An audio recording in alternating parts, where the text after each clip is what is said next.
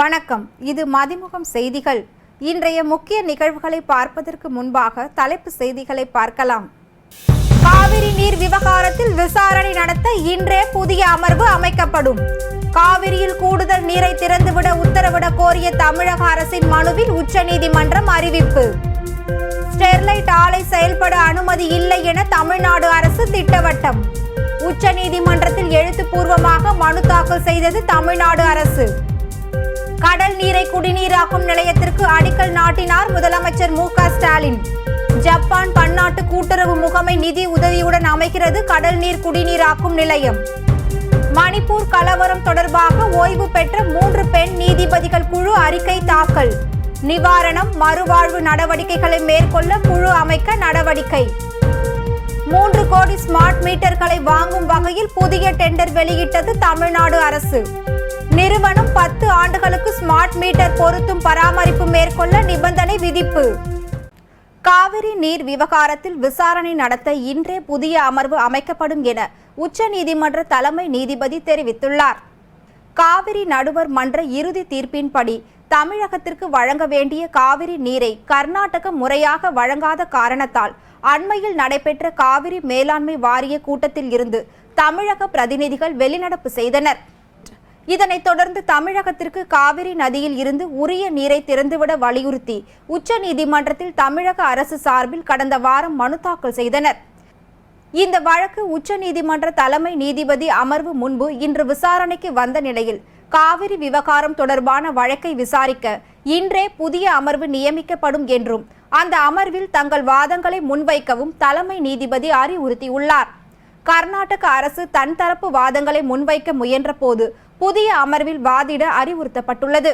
எந்த கருத்தாக இருந்தாலும் புதிய அமர்வில் முறையிட கர்நாடகாவுக்கு தலைமை நீதிபதி அறிவுறுத்தினார். முன்னதாக தமிழக அரசு உச்சநீதிமன்றத்தில் மனு தாக்கல் செய்த நிலையில் பற்றாக்குறை நீரின் அளவு 37.97 டிஎம்சியில் இருந்து தமிழகத்திற்கு 10 டிஎம்சி வரை தண்ணீர் வழங்கப்படும் என்று கர்நாடக துணை முதல்வர் டி.கே. சிவகுமார் தெரிவித்தது குறிப்பிடத்தக்கது. இதனிடையே ஒகேனக்கல் காவிரி ஆற்றில் நீர்வரத்து வினாடிக்கு 16,000 கன அடியாக அதிகரித்துள்ளது. இதன் காரணமாக ஒகேனக்கல் அருவியில் வெள்ள நீர் ஆர்ப்பரித்து ஓடுவதன் காரணமாக சுற்றுலா பயணிகளின் பாதுகாப்பினை கருத்தில் கொண்டு 6வது நாளாக இன்றும் பரிசல் இயக்க தடை விதிக்கப்பட்டுள்ளது. தமிழகத்தில் ஸ்டெர்லைட் ஆலையை அனுமதிக்க முடியாது என உச்சநீதிமன்றத்தில் தமிழக அரசு மனு தாக்கல் செய்துள்ளது. தூத்துக்குடியில் இயங்கி வரும் ஸ்டெர்லைட் ஆலையை மூடக்கோரி மக்கள் போராட்டத்தில் ஈடுபட்ட போது 13 பேர் காவல்துறையினரால் சுட்டுக் கொல்லப்பட்ட சம்பவம் தமிழகத்தை உலுக்கிய நிலையில் ஸ்டெர்லைட் ஆலையை தமிழ்நாட்டு மாசு கட்டுப்பாட்டு வாரியம் மூடி நடவடிக்கை எடுத்தது. இதற்கான அரசாணையை தமிழக அரசு பிறப்பித்திருந்த நிலையில் இந்த ஆணையை சென்னை உயர்நீதிமன்றம் உறுதி செய்தது. இந்த அரசாணையை எதிர்த்து வேதாந்த நிறுவனத்தால் உச்சநீதிமன்றத்தில் மேல்முறையீடு செய்யப்பட்டது. இதில் இடைக்கால நிவாரணங்கள் எதுவும் இதுவரை ஸ்டெர்லைட் நிறுவனத்திற்கு வழங்கப்படாத நிலையில் இந்த மனுவில் அனைத்து தரப்பினரும் எழுத்துப்பூர்வ பதில் அளிக்குமாறு உச்சநீதிமன்றம் ஏற்கனவே உத்தரவு பிறப்பித்திருந்தது. இந்நிலையில் ஸ்டெர்லைட் ஆலையை தமிழகத்தில் அனுமதிக்க முடியாது என்று 25 பக்கங்கள் கொண்ட விரிவான அறிக்கையை தமிழ்நாடு மாசு கட்டுப்பாட்டு வாரியம் உச்சநீதிமன்றத்தில் தாக்கல் செய்துள்ளது. இந்த அறிக்கையில் வேதாந்த நிறுவனத்தின் மேல்முறையீட்டு மனுவை அபராதத்துடன் தள்ளுபடி செய்ய வேண்டும் என்றும் சுற்றுச்சூழல் பாதுகாப்பு தொடர்பானது என்பதால் ஸ்டெர்லைட் ஆலையை அனுமதிக்க முடியாது என்றும் தெரிவிக்கப்பட்டுள்ளது. வேதாந்த நிறுவனம் கடந்த 22 ஆண்டுகளாக சுற்றுச்சூழல் மாசை ஏற்படுத்தி உள்ளதாக தெரிவித்த தமிழக அரசு அடிப்படையான விதிமுறைகளை கூட வேதாந்த நிறுவனம் பின்பற்றவில்லை என குற்றம் சாட்டியுள்ளது. செங்கல்பட்டு மாவட்டம் பேரூரில் 4276 கோடியில் கடல் நீரை குடிநீராக்கும் நிலையத்திற்கு முதலமைச்சர் மு.க. ஸ்டாலின் அடிக்கல் நாட்டினார். சென்னை குடிநீர் வாரியம் சார்பில் கிழக்கு கடற்கரை சாலை நெம்மேலியில் 1516 கோடி மதிப்பில் தினசரி 150 மில்லியன் லிட்டர் திறன் கொண்ட கடல் நீரை குடிநீராக்கும் நிலைய கட்டுமான பணிகள் நடைபெற்று வருகிறது. மேலும் கடல்சார் பணிகள், இயந்திரவியல் மற்றும் மின்சார கருவிகள் நிறுவும் பணிகள் நடைபெற்றன. அதேபோல் நுண் வடிகட்டி மற்றும் எதிர்மறை சவ்வூடு பரவல் நிலையம், சுத்திகரிக்கப்பட்ட நீர்த்தேக்க தொட்டி, சுத்திகரிக்கப்பட்ட நீர் உந்து நிலையம், நுண் வடிகட்டி மற்றும் எதிர்மறை சவ்வூடு பரவில் உந்து நிலையம், சுண்ணாம்பு செறிவூட்டும் நிலையம் ஆகியவற்றின் கட்டுமான பணிகளையும் ஆய்வு மேற்கொண்டார். இந்நிலையில் நெம்மேலியில் கடல் நீரை குடிநீராக்கும் நிலையத்திற்கு முதலமைச்சர் மு.க.ஸ்டாலின் அடிக்கல் நாட்டினார். தினசரி 400 மில்லியன் லிட்டர் உற்பத்தி திறன் கொண்ட கடல் நீரை குடிநீராக்கும் நிலையம் 4276.44 கோடியில் ஜப்பான் பன்னாட்டு கூட்டுறவு முகமை நிதி உதவியுடன் அமைக்க உள்ளது. மணிப்பூர் கலவரம் தொடர்பாக ஓய்வு பெற்ற 3 பெண் நீதிபதிகள் அடங்கிய குழு உச்சநீதிமன்றத்தில் அறிக்கை தாக்கல் செய்துள்ளது. மணிப்பூரில் குக்கி பழங்குடியினர் மற்றும் மைத்தேய இனத்திற்கும் கடந்த மே மாதம் முதலே மோதல் போக்கு ஏற்பட்டு வந்த நிலையில் வன்முறை வெடித்தது. இதில் 100க்கும் மேற்பட்டோர் கொல்லப்பட்ட நிலையில் 2 பெண்களுக்கு பாலியல் வன்கொடுமை செய்த வீடியோ நாடு முழுவதும் பெரும் அதிர்வலையை ஏற்படுத்தியது. இது தொடர்பாக சிபிஐ விசாரணை நடைபெற்று வருகிறது. இதனிடையே மணிப்பூர் வன்முறை சம்பவம் தொடர்பாக 3 ஓய்வு பெற்ற நீதிபதிகள் கொண்ட விசாரணை குழுவை உச்சநீதிமன்றம் நியமித்து உத்தரவிட்டது. அதில் நீதிபதி கீதா மிட்டல் தலைமையில் ஓய்வு பெற்ற பெண் உயர் நீதிமன்ற நீதிபதிகள் ஷாலினி ஜோஷி, ஆஷா மேனன் ஆகியோர் கொண்ட 3 பேர் குழு மணிப்பூர் வன்முறை தொடர்பாக விசாரணை, இழப்பீடுகள், மறுவாழ்வு உதவி உள்ளிட்டவை குறித்து நடவடிக்கை மேற்கொள்ள அறிவுறுத்தப்பட்டது. இந்நிலையில் மணிப்பூர் கலவரம் தொடர்பாக ஓய்வு பெற்ற 3 பெண் நீதிபதிகள் அடங்கிய குழு உச்சநீதிமன்றத்தில் அறிக்கை தாக்கல் செய்துள்ளது. கலவரத்தில் பெண்களுக்கு எதிரான வன்முறைகளை விசாரித்து நிவாரணம், மறுவாழ்வு நடவடிக்கைகளை மேற்கொள்ள குழு அமைக்கப்பட்டுள்ளது. மின் முறைகேடுகளை தடுக்க 3 கோடி ஸ்மார்ட் மீட்டர்களை வாங்கும் வகையில் புதிய டெண்டரை தமிழ்நாடு அரசு வெளியிட்டுள்ளது. வீடுகளில் மின் பயன்பாட்டை கணக்கிடுவதில் முறைகேடுகள் நடைபெறுவதை தடுக்க ஸ்மார்ட் மீட்டர் திட்டத்தை செயல்படுத்த முடிவு செய்யப்பட்டது. அதன்படி ஸ்மார்ட் மீட்டர் திட்டத்துக்கான டெண்டர் செயல்முறை கடந்த ஜூன் மாதம் தொடங்கிய நிலையில் ஸ்மார்ட் மீட்டர் திட்டத்தை மாநிலம் முழுவதும் 3 தொகுப்புகளாக மேற்கொள்ள முடிவு செய்யப்பட்டது. மேலும் ஸ்மார்ட் மீட்டர் பொருத்துவதற்கு கொள்முதல் செய்யும் பணிகள் தொடங்கப்பட்டுள்ளதாகவும், விரைவில் டெண்டர் கோரப்பட்டு இறுதி செய்த பின் வீடுகள் தோறும் ஸ்மார்ட் மீட்டர் பொருத்தப்படும் என்று மின்சாரத்துறை அமைச்சர் தெரிவித்திருந்தார். முதல் கட்டமாக மேற்கு மாவட்டங்களில் சுமார் 1 கோடி ஸ்மார்ட் மீட்டர்களும், தென் மாவட்டங்களில் 80 லட்சம் மீட்டர்களும் பொருத்துவதற்கான டெண்டர் கோரப்பட்டது. இது தொடர்பாக பல்வேறு சந்தேகங்கள் எழுந்த நிலையில் ஸ்மார்ட் மின் மீட்டருக்கான டெண்டர் ரத்து செய்யப்படுவதாக அறிவிக்கப்பட்டது. இந்நிலையில் பல்வேறு திருத்தங்களுடன் புதிய டெண்டரை தமிழ்நாடு மின்சார வாரியம் வெளியிட்டுள்ளது. அதில் டெண்டரில் தேர்வாகும் நிறுவனம் 10 ஆண்டுகளுக்கு ஸ்மார்ட் மீட்டர் பொருத்தும் பராமரிப்பு மேற்கொள்ள நிபந்தனை விதிக்கப்பட்டுள்ளது. காங்கிரஸ் கட்சியின் முக்கிய தேர்தல் வாக்குறுதியான குடும்ப தலைவிகளுக்கு மாதம் 2000 வழங்கும் கிரகலட்சுமி திட்டத்தை காங்கிரஸ் முன்னாள் தலைவர் ராகுல் காந்தி 30ஆம் தேதி மைசூரில் தொடங்கி வைக்க உள்ளார். கர்நாடக சட்டசபை தேர்தலில் ஆட்சியை பிடித்துள்ள காங்கிரஸ் கட்சி பல்வேறு வாக்குறுதிகளை முன்னிறுத்தி தேர்தலில் மாபெரும் வெற்றி பெற்றது. அதில் கிரக ஜோதி என்னும் இலவச 200 அலகு மின்சார திட்டம், கிரகலட்சுமி என்னும் குடும்ப தலைவிகளுக்கு 2000 உள்ளிட்ட திட்டங்களை அறிவித்திருந்தது. கிரகஜோதி திட்டம் கடந்த 1ஆம் தேதி தொடங்கிய நிலையில் கிரகலட்சுமி திட்டம் விரைவில் தொடங்கப்படும் என்று அறிவிக்கப்பட்டது. இந்நிலையில் காங்கிரஸ் கட்சியின் முக்கிய தேர்தல் வாக்குறுதியான குடும்ப தலைவிகளுக்கு மாதம் 2000 வழங்கும் கிரகலட்சுமி திட்டத்தை வரும் 30ஆம் தேதி மைசூரில் வயநாடு எம்பி ராகுல் காந்தி தொடங்கி வைக்க உள்ளார். இத்திட்டத்தின் மூலம் 1.30 கோடி பெண்கள் பயன்பெற உள்ளதாக கூறப்படுகிறது. மேலும் பிபிஎல், ஏபிஎல் ரேஷன் கார்டு வைத்துள்ள குடும்ப தலைவிகளுக்கு மாதம் 2000 நிதி உதவி பெறும் கிரகலட்சுமி திட்டம் பெரும் உதவியாக இருக்கும் என்று கூறப்படுகிறது. அதேபோல் குடும்பத்தில் யாராவது வருமான வரி, ஜிஎஸ்டி கட்டுபவர்கள் இருந்தால் அவர்களுக்கு பொருந்தாது என்றும் தெரிவிக்கப்பட்டுள்ளது. சந்திராயன் 3 விண்கலத்தின் விக்ரம் லேண்டரால் எடுக்கப்பட்ட நிலவின் புதிய புகைப்படங்களை இஸ்ரோ வெளியிட்டுள்ளது. நிலவின் தென் துருவத்தை ஆய்வு செய்வதற்காக இஸ்ரோ அனுப்பிய சந்திராயன் 3 விண்கலம் LVM GSLV-M Mark 3 ராக்கெட் மூலம் ஸ்ரீஹரிகோட்டாவில் இருந்து கடந்த ஜூலை 14ஆம் தேதி விண்ணில் செலுத்தப்பட்டது. நிலவின் சுற்றுவட்ட பாதையில் உள்ள சந்திராயன் 3 விண்கலத்தில் இருந்து விக்ரம் லேண்டரை பிரிக்கும் பணி கடந்த 17ஆம் தேதி மேற்கொள்ளப்பட்டது. விக்ரம் லேண்டர் விண்கலத்தில் இருந்து வெற்றிகரமாக பிரிந்த பிறகு நிலவின் முதல் படங்களை பகிர்ந்தது. பின்னர் கடந்த 18ஆம் தேதி விண்கலத்தில் இருந்து பிரிந்த பிறகு லேண்டரின் சுற்றுவட்ட பாதை குறைக்கப்பட்டது. பின்னர் 2வது முறையாக லேண்டரின் சுற்றுவட்ட பாதை நேற்று குறைக்கப்பட்ட நிலையில் ஆகஸ்ட் 23ஆம் தேதி மாலை 6:04 மணிக்கு விக்ரம் லேண்டரில் நிலவில் தரையிறங்கும் என்று அறிவிக்கப்பட்டுள்ளது. இந்நிலையில் சந்திராயன் 3 விண்கலத்தின் விக்ரம் லேண்டரால் எடுக்கப்பட்ட நிலவின் புதிய புகைப்படங்களை இஸ்ரோ வெளியிட்டுள்ளது. MBBS, BDS மருத்துவ படிப்புகளுக்கான 2ஆம் கட்ட கலந்தாய்வு இன்று தொடங்கியது. தமிழ்நாட்டில் அரசு மற்றும் தனியார் மருத்துவ கல்லூரிகளில் MBBS மற்றும் BDS மருத்துவ படிப்புகளுக்கான முதல் சுற்று கலந்தாய்வு சமீபத்தில் முடிந்தது. இடஒதுக்கீட்டு பிரிவினருக்கு சென்னை கிண்டியில் உள்ள உயர் சிறப்பு மருத்துவமனையில் நேரடியாகவும், பொது பிரிவினருக்கு இணைய வழியிலும் கலந்தாய்வு நடத்தப்பட்டது. இந்நிலையில் MBBS மற்றும் BDS மருத்துவ படிப்புகளுக்கான 2வது சுற்று கலந்தாய்வு இன்று ஆன்லைனில் தொடங்கியது. அதன்படி MBBS, BDS படிப்புகளுக்கான முதல் சுற்று கலந்தாய்வுக்கு பிறகு அரசு ஒதுக்கீட்டில் காலியாக உள்ள 119 MBBS இடங்கள், 85 BDS இடங்கள், நிர்வாக ஒதுக்கீட்டில் காலியாக உள்ள 648 MBBS இடங்கள், 818 BDS இடங்களுக்குமான 2ஆம் கட்ட கலந்தாய்வு இன்று தொடங்கியது.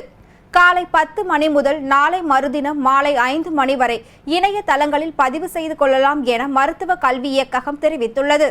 24ஆம் தேதி முதல் 28ஆம் தேதி வரை இடங்களை தேர்வு செய்ய வேண்டும் என்றும், அடுத்த மாதம் 3ஆம் தேதி முதல் 4ஆம் தேதி வரை கல்லூரிகளில் சேர்வதற்கான ஆணைகளை இணையதளங்களில் பதிவிறக்கம் செய்து கொள்ளலாம் என்றும் தெரிவிக்கப்பட்டுள்ளது.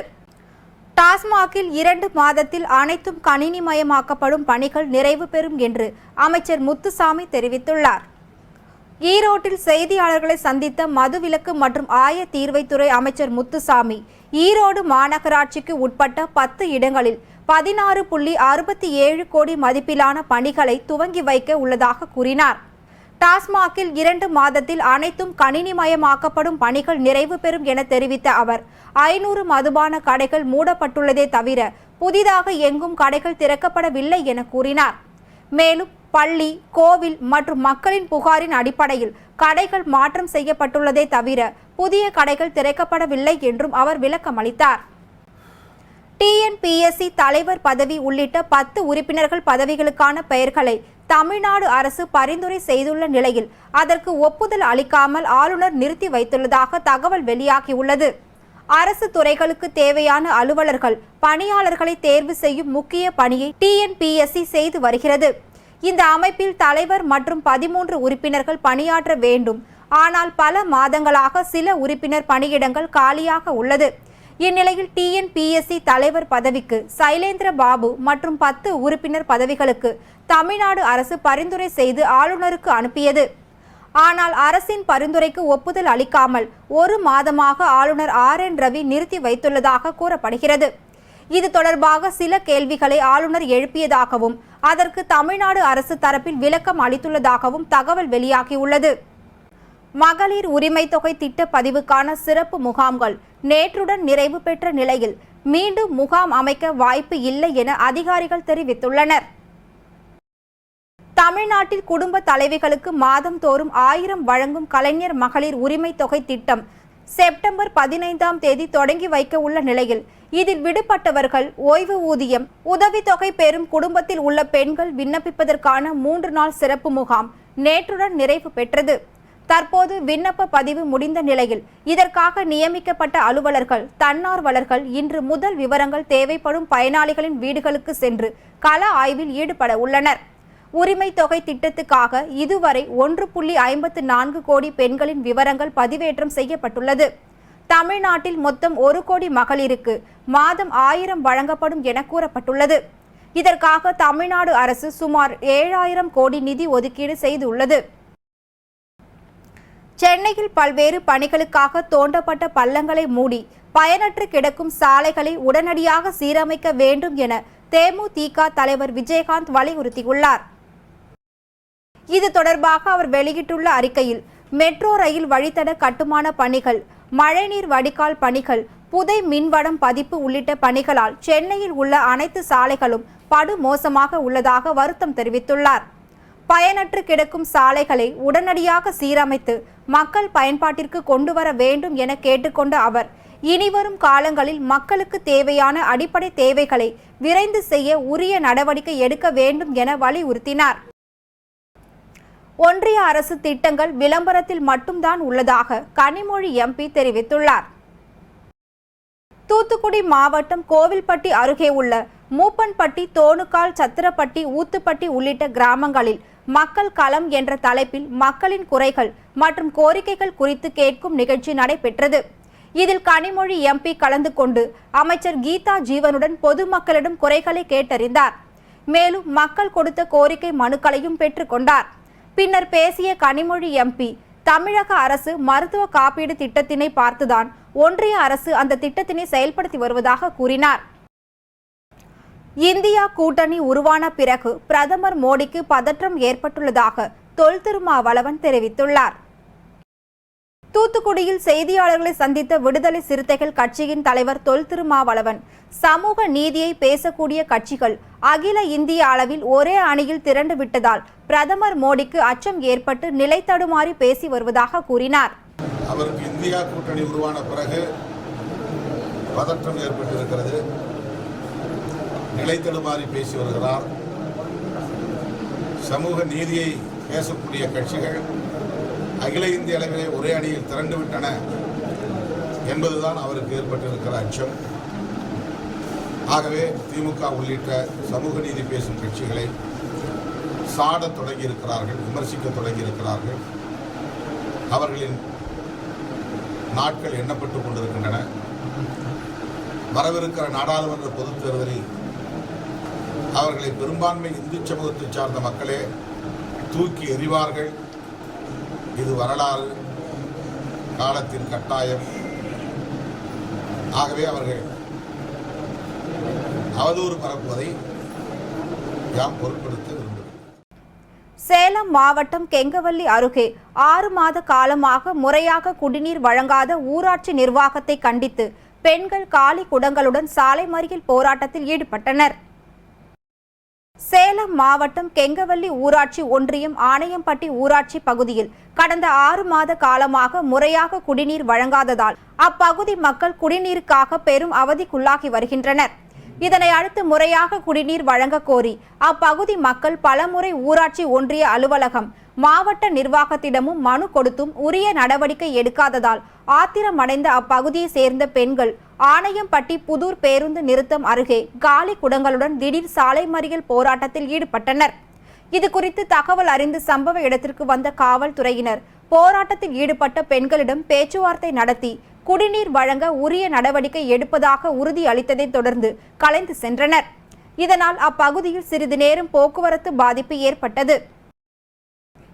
திருப்பத்தூரில் உள்ள செருப்பு கடையில் தீ வைத்த மர்ம நபர்களின் சிசிடிவி காட்சிகள் வெளியாகி பெரும் பரபரப்பை ஏற்படுத்தியுள்ளது. திருப்பத்தூர் நகர் பகுதியை சேர்ந்த முகமது ஆமீன் என்பவர் பெரியகுளம் பகுதியில் ஓராண்டு காலமாக செருப்பு கடை நடத்தி வருகிறார். இவர் வழக்கம் போல் இரவு 10 மணி அளவில் செருப்பு கடையை மூடிவிட்டு சென்ற நிலையில் மர்ம நபர் ஒருவர் இவருடைய செருப்பு கடையை திறந்து தீயை வைத்துவிட்டு திரும்பவும் கடையை மூடிவிட்டு அங்கிருந்து செல்வது போல சிசிடிவி காட்சிகள் வெளியாகி பரபரப்பை ஏற்படுத்தியுள்ளது. மேலும் இந்த சிசிடிவி காட்சிகளை வைத்து காவல்துறையினர் விசாரணை மேற்கொண்டதில் அவர் செருப்பு கடையில் பணிபுரியும் தொழிலாளி என்பதும் தெரிய வந்தது. மேலும் இவர் எதற்காக தீ வைத்துள்ளார் என்பது குறித்து காவல்துறையினர் விசாரணை மேற்கொண்டு வருகின்றனர். வேலூரில் வரைவு வாக்குச்சாவடி பட்டியலை மாவட்ட ஆட்சியர் அனைத்து கட்சியினர் முன்னிலையில் வெளியிட்டார். வேலூர் மாவட்டம் சத்துவாச்சாரியில் மாவட்ட தேர்தல் அலுவலரும் ஆட்சியருமான குமாரவேல் பாண்டியன் வேலூர் அணைக்கட்டு, காட்பாடி, குடியாத்தம், கேவி குப்பம் ஆகிய 5 சட்டமன்ற தொகுதிகளுக்கான வரைவு வாக்குச்சாவடி பட்டியலை வெளியிட்டார். இதில் திமுக, அதிமுக, பாஜக, காங்கிரஸ் உள்ளிட்ட அரசியல் கட்சியினர் கலந்து கொண்டனர். இந்த 5 தொகுதிகளிலும் பழுதடைந்த கட்டிடங்களில் இருந்த வாக்குச்சாவடிகள் அருகில் மற்றொரு இடத்திற்கு மக்கள் வாக்கு செலுத்தும் வகையில் மாற்றி அமைக்கப்பட்டுள்ளது. மேலும் அதிக வாக்காளர்களை கொண்ட வாக்குச்சாவடிகள் 2ஆக பிரிக்கப்பட்டுள்ளது. திருவண்ணாமலை மாவட்டத்தில் ஹிந்தி மொழி தேர்வை பர்தா அணிந்து எழுதிய மாணவி தேர்வறையில் இருந்து வெளியேற்றிய சம்பவம் பரபரப்பை ஏற்படுத்தியது.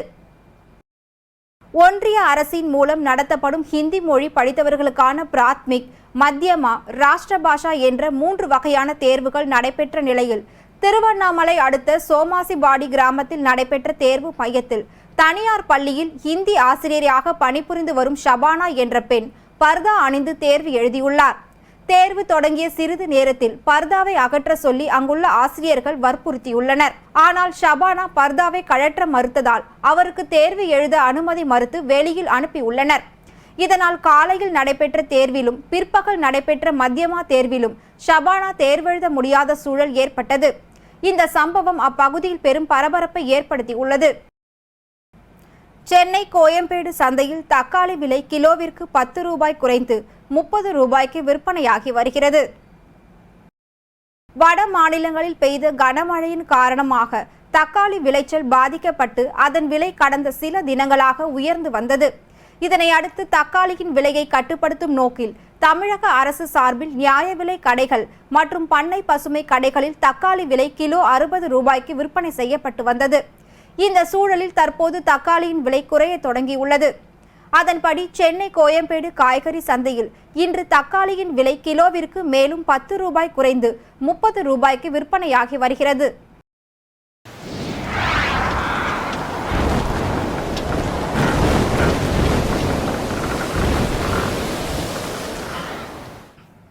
தமிழகத்தில் நாளை 11 மாவட்டங்களுக்கு கனமழைக்கு வாய்ப்பு உள்ளதாக சென்னை வானிலை ஆய்வு மையம் தெரிவித்துள்ளது.